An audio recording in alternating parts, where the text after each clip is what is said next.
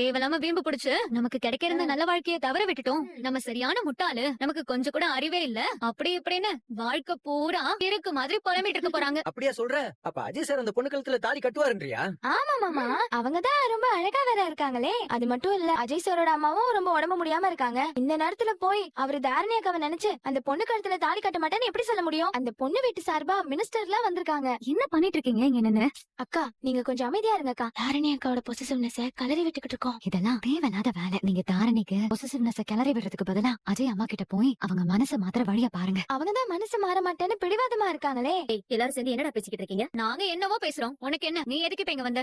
நானும் எல்லாத்தையும் கவனிச்சுக்கிட்டு தான் இருக்கேன். தாரணி மனசு மாறி பேச வாபஸ் வாங்கிட்டு அஜய கட்டிக்க சம்மதிக்கிறதுக்காக மணமேடையில இருக்கிற அந்த பொண்ணு அழகா இருக்கா, அப்படி இருக்கா, இப்படி இருக்கான்னு தாரணியை வெறுப்பேத்திக்கிட்டு இருக்கீங்களா? பரவாயில்லையாக்கா, நாங்க என்ன ஐடியா பண்ணிருக்கோம்? எப்படி அவனுக்கு இம்புட்டு அறிவு?